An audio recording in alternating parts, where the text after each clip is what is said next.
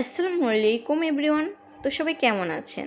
আশা করছি সব ভালো আছেন। নতুন একটি ব্লগে সবাইকে ওয়েলকাম। আজকে ছোট্ট একটি ব্লগ আপনার সাথে শেয়ার করছি। বিকেলে নাস্তায় আজকে আমি তৈরি করেছি মিস্টার নুডলস। 2টি মিস্টার নুডলস নিয়েছি। তো এখানে প্যানে পরিমাণ মতো পানি অ্যাড করে দিয়েছি। তো এখন গ্যাসটা অন করে দেব। যতটুকু প্রয়োজন দুটো নুডলসের জন্য ততটুকু অনুযায়ী পানি অ্যাড করে দিয়েছি। পানিটা যখন ফুটে উঠবে ওই পর্যায়ে নুডলসগুলো অ্যাড করে দেব।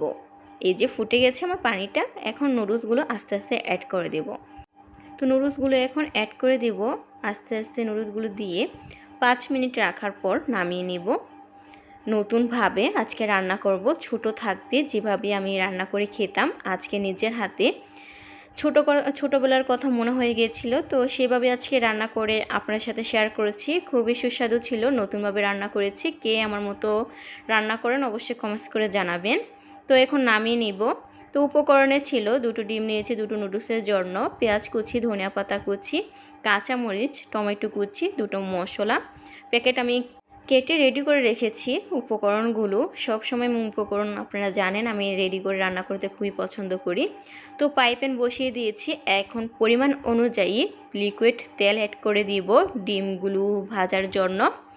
তো ডিমগুলো এখন ফ্রাই করে নেব। 2টো ডিম অ্যাড করে দিয়েছি। এখন কাঁটা চামচের সাহায্যে এখন ডিমগুলো ঝরঝরা করে নেব। এইভাবে নুডলস রান্না করতে খুবই ভালো লাগে, খুবই সুস্বাদু হয়। নুডলসগুলো ঝরঝরা থাকে, পারফেক্ট হয়। তো আমার মতো কে কে এইভাবে রান্না করেন অবশ্যই কমেন্টস করে জানাবেন। এই যে ডিমগুলো জড়জড়া হয়ে গেছে। তো এখন নামিয়ে রেখে দিয়েছি একটি বাটিতে। তো প্যানে পেঁয়াজ কুচি পরিমাণ মতো তেল দিয়ে পেঁয়াজটাকে ব্রাউন কালার করে নেব। তারপর টমেটো কুচি, কাঁচামরিচগুলো একসাথে অ্যাড করে দিব। তো কতক্ষণ কষিয়ে নেওয়ার পর মশলাগুলো অ্যাড করে দিব। প্যাকেটগুলো আগে থেকে কেটে রেডি করে রেখেছি। তো এখন মিক্স করে নেব কাঁটা চামচ দিয়ে। এভাবে রান্না করতে খুবই ভালো লাগে, খুবই সুস্বাদু অসাধারণ লাগে খেতে। ছোটোবেলা সব সময় আমি এভাবে রান্না করতাম। তো ছোটোবেলার কথা মনে পড়ে গিয়েছিল যে নুডলসটা এইভাবে রান্না করলে খুবই ভালো লাগবে। আমার মতো এই পদ্ধতিতে কে কে রান্না করেন অবশ্যই কমেন্টস করে জানাতে ভুলবেন না। আমার কাছে খুবই ভালো লেগেছে এভাবে খেতে। আমার হাজব্যান্ড তো খুবই পছন্দ করেছে। সাথে হট টমেটো সস নিয়ে নেবেন, খেতে খুবই ভালো লাগবে।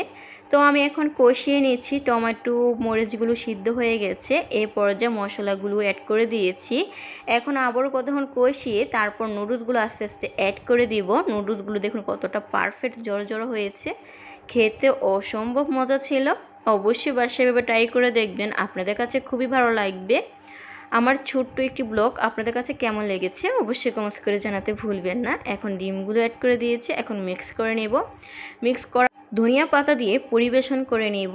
খুবই সুস্বাদু অসাধারণ ছিল খেতে। আর আমার হাজব্যান্ড তো খুবই পছন্দ করেছে, খুবই মজা করে খেয়েছে। আজকের রেসিপিটা এ পর্যন্তই। নেক্সট কোনো ভিডিওতে আবারও দেখা হবে। সবাই ভালো থাকবেন, সুস্থ থাকবেন। আল্লাহ হাফেজ।